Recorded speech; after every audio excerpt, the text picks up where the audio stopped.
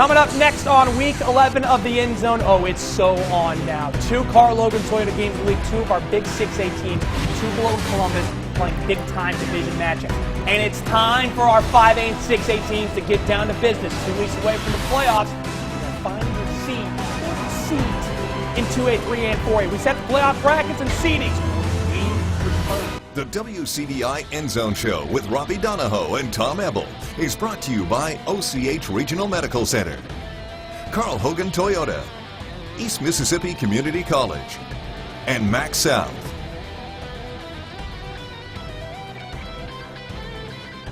You start the show. I don't Welcome to the End Zone. Robbie here is just a little bit down because the dear Cubbies lost 1-0. I'm really trying to hold it together. Okay, we're the End Zone, presented by OCH Regional Medical Center. I got a burst of energy here. East Mississippi Community College, Carl Logan Toyota, Max South also with us as well.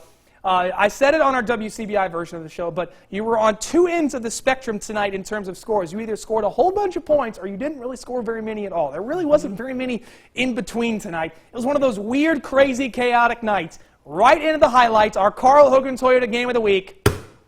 Then blankets showing out. WCBI High School Football Game of the Week is brought to you by Carl Hogan Toyota in Columbus. The beautiful Toyota RAV4 Limited Edition was the vehicle of choice from Carl Hogan Toyota. And I gotta say, I need a new car, so I may be going to Carl Hogan Toyota and getting that because it was a great vehicle. Senior night tonight at the Flood Zone, Tupelo, a win over Horn Lake. They would be division champs for the first time since 1999. Guess who was the coach in 99? Johnny Hill. How's that for a flashback? Opening kickoff. How's this for a start? Vashon Cooperwood from his own 20.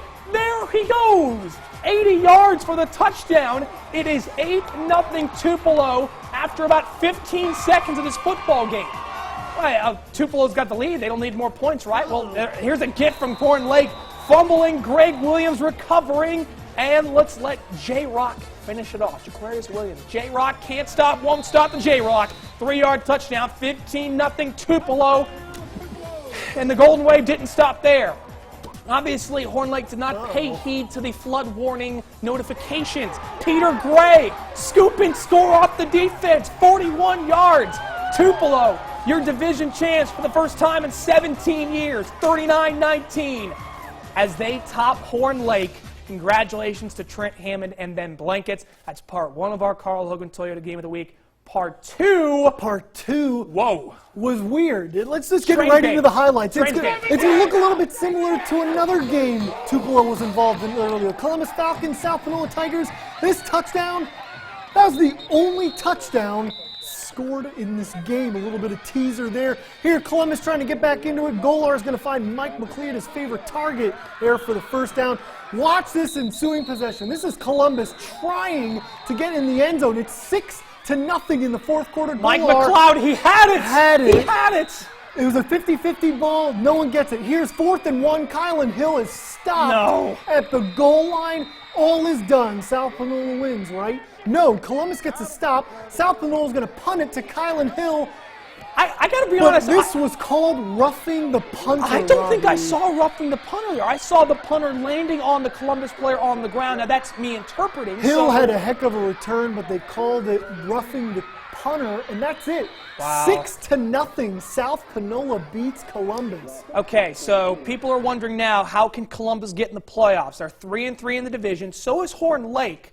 And I believe Hernando won tonight, so somehow a 3-way tie is going to have to get involved, but those 3 teams are battling out for spots 3 through 5 in the division. So Columbus needs to win next week. It makes you think, the South Panola game seemed to be the must-win, but now next week for Columbus against Hernando. Next week you have to win. Yeah, if they beat Hernando, I think Hernando won tonight. I got to go back and check on that, but we'll confirm on that. But Columbus has to win next week, and they're going to need a little bit of help to get into the playoffs.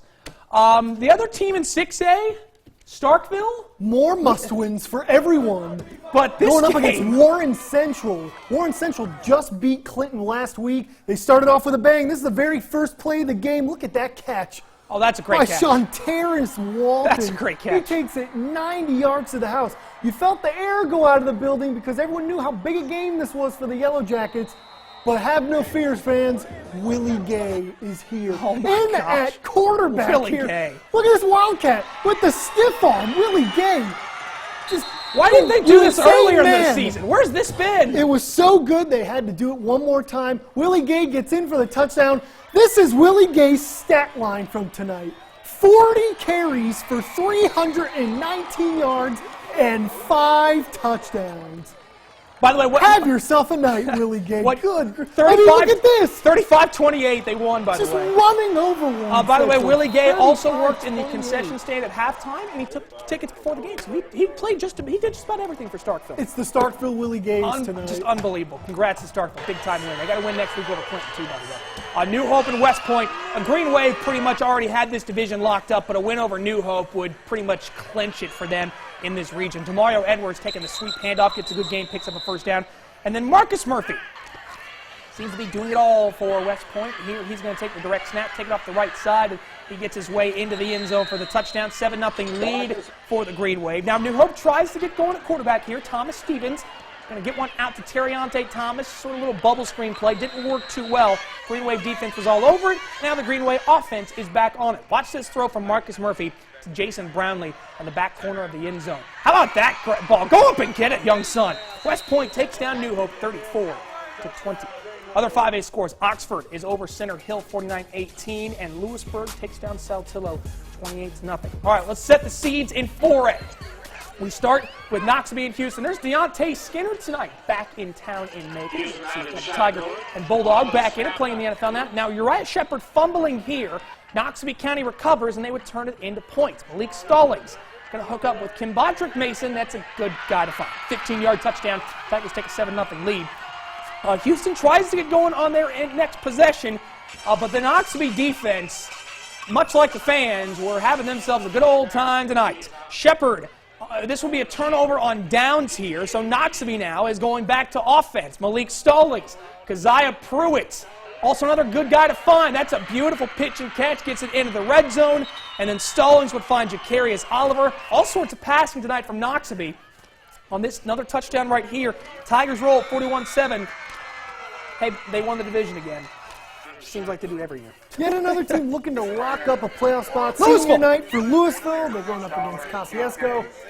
The Louisville Wildcats did what they did best. Put the ball on the ground. Run it. It's Kenneth Knowles. He's going to rumble for 10 yards. Then we're going to find a Kayvon Jackson run for 5 yards. The Power Cats were in control of the ball in the first half all day long. Here's Kayvon's 5-yard run. And then we're going to top it off with a DeAndre Yarborough 30-yard touchdown. Where is he? There he is. 30 yards to the house. The Power Cats go on to win 27-24. Good win. Go Louisville. Good win for the Wildcats. All right. Up to Region 1 4A. Pontotoc and Shannon. Strap in, kids. Wait till you see this score line here. Second quarter, Red Raiders down 28-7. There goes Keegan Huddleston. And it's not easy to outrun Austin Morphus, but he does there. 65 yards for the touchdown. It's now 28-14 Pontotoc.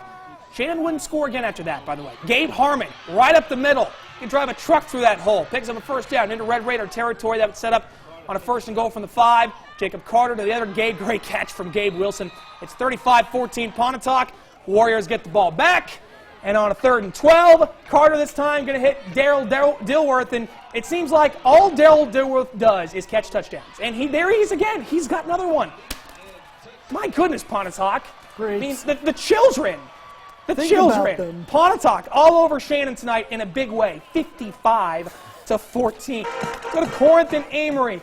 This game didn't mean much. It was senior night for Amory. Here goes Z Gates on a good carry. Picks up a first down. But Amory had already wrapped up the division. They knew they were going to be the number 1 seed out of Region 1 4A. So they would add a field goal right here. Good chip shot. Good kick. That would be points for Amory. Would cut into that Corinth lead. It's now 14-9.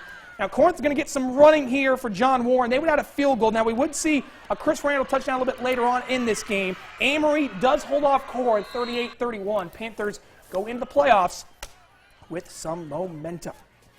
Itawamba, they get a good win over Tisch County 31-8. Jamal Shumpert, by the way, had 3 picks tonight, I believe. Lafayette downs by Haga 34-6. New Albany, big win over Ripley 20-13. And Caledonia, they are in the playoffs. Jamel Thomas had 5 first-half touchdowns. Insane. Feds win over League 49-35. To the playoff seedings. It's what we sort of expected out of Region 1 and Region 2. You see it right here. Region 3 and Region 4. In Region 4, Knoxville, your champs, Louisville, Houston, Caledonia. So we have all 4 teams out of Region 4A from our area in the playoffs. To the playoff brackets in 4A. Amory will host New Albany. Those 2 teams played earlier in the year. Lafayette's going to Shannon. Houston to Cleveland. Louisville will host Raymond.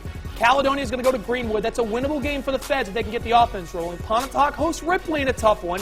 Knoxville will host Gentry. And Itawamba will travel to a tough Senatobia team. When we return on the end zone, more scores and highlights to get to and more playoff brackets to set. It's title time in Region 4 3A. 3 teams were actually in the running for the division championship tonight, but 1 team took a hold of it, and they did it in a big way. 4 teams, 2 spots. Sort of makes sense. It's Region 4 2A. We figured out which 2 teams would be in after tonight, and also a couple teams trying to rise up. Kossuth, Boonville, East Union, all the highlights and scores when we return.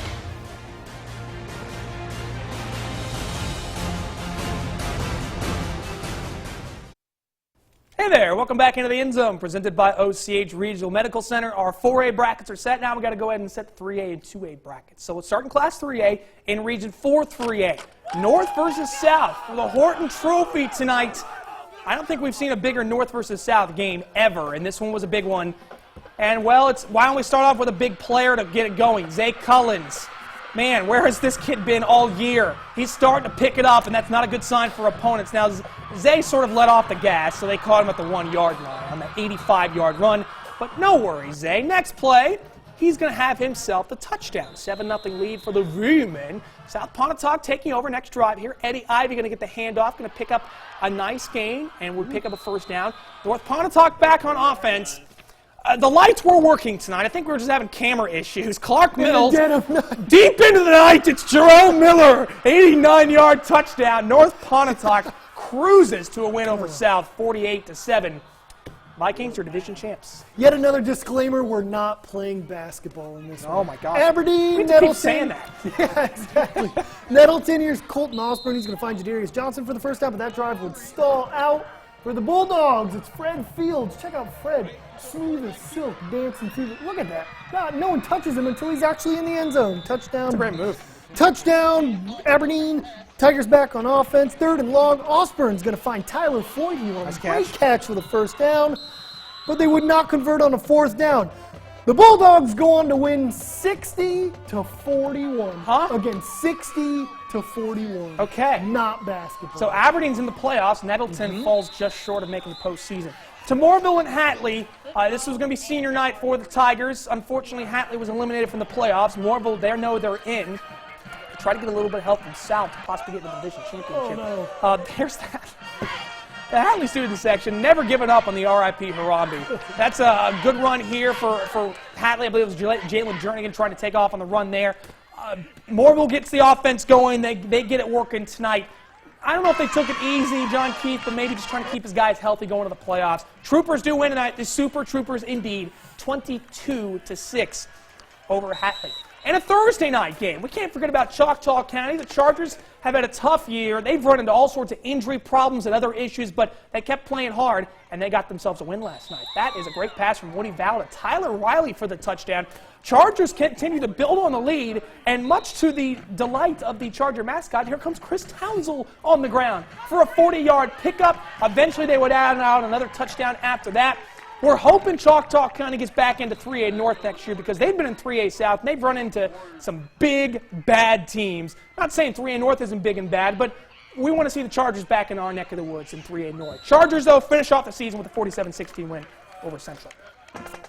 Kossuth, your division champs. They had to hang on late, but they do defeat Boonville 21-18. Belmont's going to the playoffs. They defeat Alcorn Central 26-12. Benton County had no problems with Newsite 36-12, and Water Valley eliminated from playoff contention. Palmer defeats them 58-21. Your 3A seedings rundown. There it is in Region 1. Kossuth, your division champs. Charleston once again coming out of Region 2. Region 3 and Region 4. We run through these. Velma Jackson got the division championship last night in Region 3. And then in Region 4, you see all 4 area teams there. Moorville's going to host a playoff game, so good going for the Troopers. Let's run through the playoff brackets now. Kossuth will have MS Palmer at home. South Pontotoc going to Cleveland to take on Eastside. Belmont has to go to Charleston. That's not going to be easy. And then Moorville will have a very winnable game against Yazoo County in the first round. The bottom half of the 3A North bracket, Aberdeen going to Velma Jackson. North Panola and Benton County. North Pontotoc will get Louisville Central, and then Boonville has a tough one against Independence. Let's move into Class 2A, one of my favorite rivalry games every year. It's East Webster and Youpora, and the Wolverines were not friendly guests here.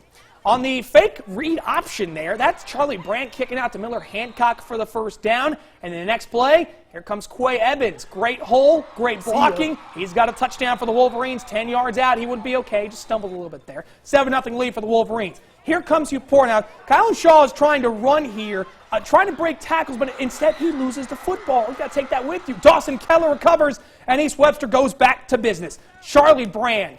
Well, great to see him back throwing the pigskin. Toss one up to Shy Link down to the 10-yard line, and that would let Mr. Brand finish it off.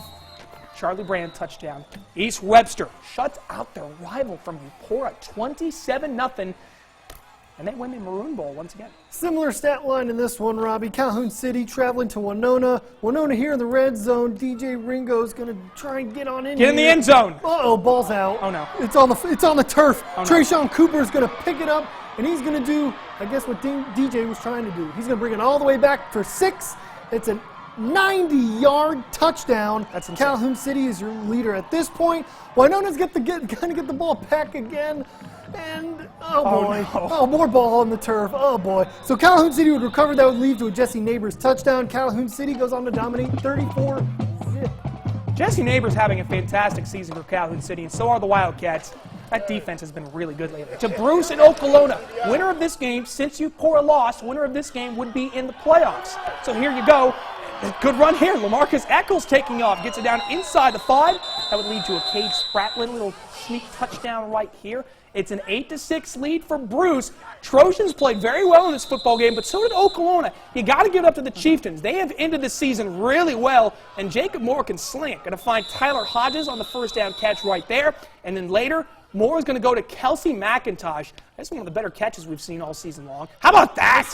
In between the coverage for the touchdown, but it's Bruce that got the win. They're going to the playoffs, 24-12 over Okolona. To the 2A scores we go. Baldwin already knew they were division champions. They went over the Tatch 61-7. Pottscamp over H.W. Byers 55-12. And Walnut gets the home field advantage. They defeat East Union 48-27. Let's go to the 2A North brackets. First seedings.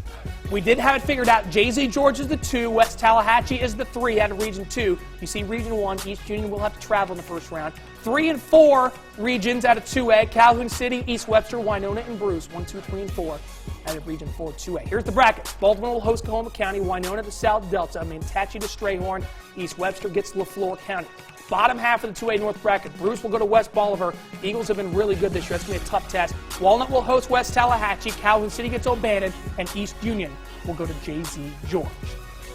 When we come back on the end zone, hey, speaking of brackets and playoffs, we did have some playoff action tonight in NAIS. Heritage Academy and Starkville Academy. Wait till you hear one of the scores of this game.